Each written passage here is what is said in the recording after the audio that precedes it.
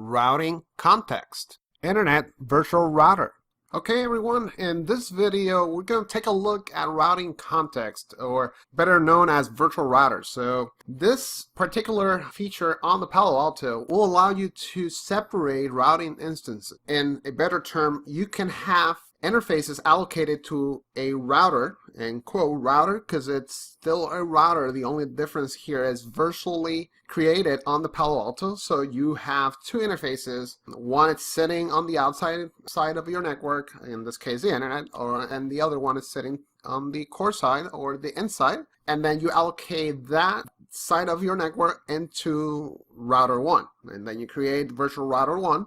You assign those two interfaces together, and then those are members of that particular router. It's like, imagine yourself as you have a router appliance or a hardware router, and you're plugging those two ports in that particular router, and then you create your route statements. Either you put static routes or you turn on dynamic routing such as OSPF or BGP, and you configure your routing statements. Benefit of doing this: 1, you separate routing instances. You have an easier way to troubleshoot routing because you're actually segmenting traffic. In Palo Alto, if you have an issue on the internet side, you don't need to look at any other place, the particular firewall, but the router on the internet side if it's related to a routing issue. Second, security. So your servers, most definitely, they'll route the same way that the clients are routing on the environment, but you don't want the clients to have direct access to the servers. You want the clients to go through the Palo Alto, and if you can take a look at the picture that I'm showing here on the slide, I basically have two interfaces. I have one interface, and my core switch is plugged in into port 2 on the Palo Alto, and this port 2 belongs to the router 1, which is the internet router. Port 3 belongs to router 2.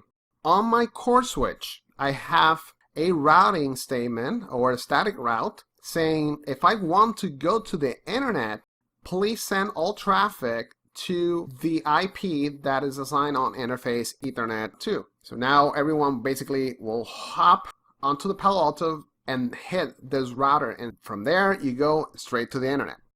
If the clients, they need to reach the servers, they'll need to pass through the Palo Alto firewall in order to get to the servers. So what's the purpose of that? This is when we can apply security policies, because I'm going to have two interfaces. The interface between my core and my server router, I can call it router 2 or the server router. It's sitting on the untrusted. So anything that arrives from this particular interface or the untrusted needs to have a security policy that will allow that to communicate to the trusted. And you see what's the benefit of having separate routing instances. You can still do it in this one, right? Do you want complexity as you keep adding networks and networks onto your Palo Alto? I don't think so. I will not like a complex environment. If I have those features available, I might as well use them. So this is the real reason you want to have different routing instances, because you apply particular settings to each one, and if you need to troubleshoot or if you need to make changes, you're not impacting the whole environment in one single change. You're only impacting what's only being used on this particular routing instance or this one. Another thing, I can have another core switch here, and the clients are basically separated via my Palo Alto in order to hit the servers. This is also what is known on the common Cisco iOS and XOS world as VRF, so virtual routing forwarding instances. So you create a VRF, you add the interfaces onto it, and you separate that traffic. If you want VRFs or virtual routing instances to talk between each other, in the Cisco world, you need to create a route leaking. In this case, you create an ACL, you call a couple of subnets, and you perform route leaking, and that's how you can basically leak traffic between the two. We're not obviously discussing this on our training session, but we're discussing a very similar approach to segment that type of traffic. And then also you limit your routing table to be a smaller one, because also you don't want to have a long list of subnets and routing statements or routing adjacencies all belonging to one particular router. You want to make sure that you have that separated, and this is a reason why you want to adopt virtual routers. So you will see now on my presentation, I will be configuring this environment. I will configure the inside side, going to the outside, and we'll have a interface configured and connected to port 2. We're gonna have also another interface from my core connected to port 3, and they're basically going to two different routers. Router 1 sends all traffic to the internet. Router 2 sends all traffic to the server side. So you now know that your servers are completely isolated via the Palo Alto. So any client, any guest on your network, any end device will need to hop on the Palo Alto, head the server router, head the security policy in order to get allowed and go to the server side. So let's begin. Let's take a look at that, and we'll go from there. Okay, let's go ahead and configure our first router, and we're gonna configure virtual router 1, and this will provide internet service to our internal users. So let's go ahead and begin with this one. In order to configure a virtual router, we're gonna go into network, we're gonna click virtual routers, and we're gonna click add. Once inside the virtual router window, we're gonna select the name. In this case, we're going to configure that virtual router 1. We're going to call it VRTR 1-INET, which is our internet router. And then let me give you a quick walkthrough of what the options are. In general, we have the session where we assign the interfaces that are going to belong to this particular virtual router. In this case, if you have two interfaces, one facing the outside, one facing the inside, you're going to be allocating them here.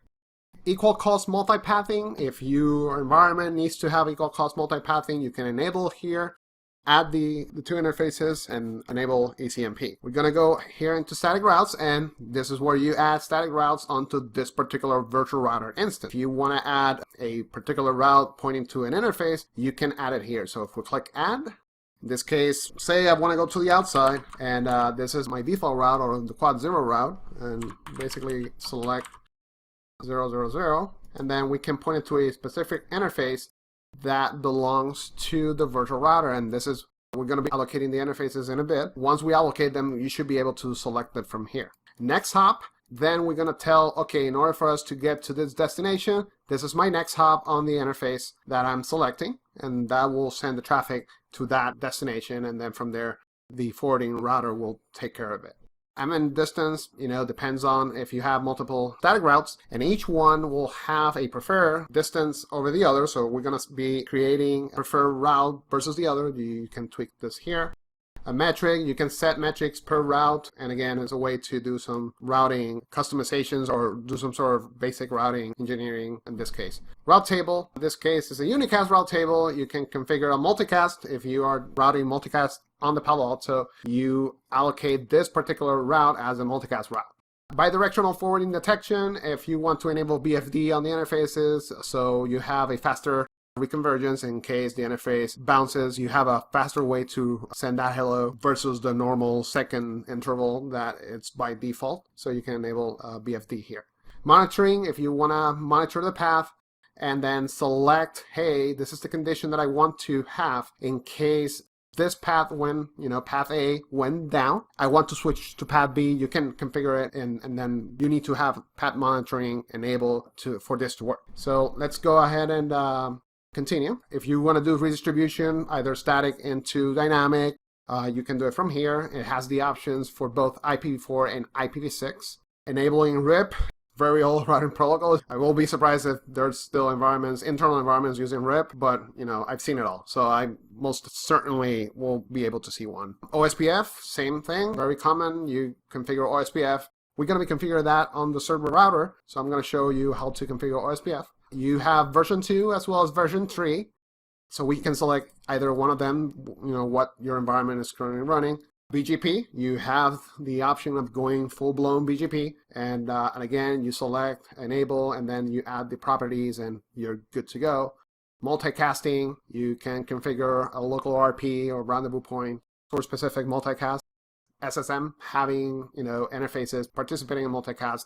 All this is available via the virtual router. So every time that you create a virtual routing instance, it's a completely independent setting from the other virtual router that you already have. So every time that you create a virtual router, it's like creating a completely different virtual appliance with individual settings. So let's go ahead and create the first one, and this is virtual router 1 INET. And in general, we're not going to type anything because we haven't allocated any interfaces yet. So let's go ahead and just create the virtual router. And now we mentioned in our slide that we want to allocate interface Ethernet 02 to be the interface, inbound interface for my internal clients. So let's go ahead and select interface 2 and allocate that to the router that we just created. Select interface 2. Very important, let's select this to be a layer 3 interface so we can add that to the virtual router. And then this is here where we select the new virtual router that we just created. So by doing that, the interface has been enabled in the particular routing instance. And then security zone, and we're gonna say this is our inside. IPv4, let's configure an IP address, and this IP address will be .1 on the Palo Alto side. On my core side, I already have this subnet with .2, so we're going to configure that one on the Palo Alto. Let's type it in real quick. By the way, it's going to be a /30. Okay, and then advanced, let me make sure that we have ping. Okay, so we have the first one, and we're going to click commit, and we should have that routing instance or virtual router allocated with interface Ethernet port 2. Once we do that, we're going to do now, particularly I have an interface sitting on the outside, and I'm just going to allow that to get a DHCP address because that interface sits on a DHCP enabled network. And we're going to add that again. This is our outside interface, and you can type a comment here, okay? And then let's make this the outside, belonging to the same router, IPv4, and we're just going to make it a DHCP client because just one IP allocated to it. Make sure that we can ping it, and okay, we should be good on there. Let's hit commit. Now we have 10.100.255.1. I have a core switch that I already configured with .2. So let's take a look at that. Okay, so that port, it's .2. Take a look real quick. By the way, I typed 100. This will be .200. Just let me correct this real quick here. That will belong to the inside to outside, and then I have 100, which will go to the server side. Press commit, and we should be good to do a testing to know that we're reaching the Palo Alto from the core switch. Okay, so I'm here on my core switch, so you can see port 5 goes to port 2. Port 2 on the Palo Alto is .1, port 5 is .2, so let's take a look and see if we can ping it to know that we're doing end-to-end reachability. So this is my local, and let's see if resolves. There you go. So I'm able to ping it, so that tells me that I got end-to-end communication between those two interfaces. So let's do some magic here. Let's now make that router talk to the outside. I have a dedicated outside interface, and I just want to make sure that I can route to the outside. Okay, in order for me to route, I need to do a quick NAT, and we're going to discuss NAT on our next video. For this purpose, I'm just going to configure it real quick, and we'll go from there. So let me go here quick, a NAT, we're going to do a source NAT. We're going to say outside, and it's coming from my source zone, which will be the outside, the inside, any source address, and we're going to do a dynamic IP import. I'm going to select our interface, and this is my outgoing interface, and I'm just going to use the interface IP. And as a matter of fact, just applied the NAT. However, I don't have a security policy. So even though I have both interfaces, the outside and the inside, on the router, they're not going to be able to talk because I don't have a policy allowing those two interfaces, the inside and the outside, to talk. And we can make sure that's actually accurate. So if I ping the outside, let's ping 8.8.8, I cannot go anywhere. Make sure that I got the route. I do have the default route, which points to that one, but I can definitely not ping. So let's fix that by putting a simple security policy in place, and we should be good to go. Go at it real quick. Configure a quick security policy. Let's call this inside to internet. And then source. It's going to be inside going to the outside. And we'll just leave this on default. We're going to allow. Okay. And I'm just going to press commit. And now we should be able to have communication to the outside. Okay, let's go ahead and give it a shot. See if we're lucky. Yes, we are. So, very simple. We did our first virtual router, and this is router 1. This allows our core switch to reach the outside between the inside and the outside interfaces. So we created those interfaces, we allocate them into the zones, inside zone and outside zone. We added those interfaces onto the virtual router, and then I basically created a NAT rule and a security policy, and boom, I have reachability to the outside. Let's go ahead and do the second router. This one will allow my core, this is my inside core switch, to hit the servers, which are on a completely separate network. Okay, we just finished configuring the INET router. In the next video, we're going to go ahead and configure the server router.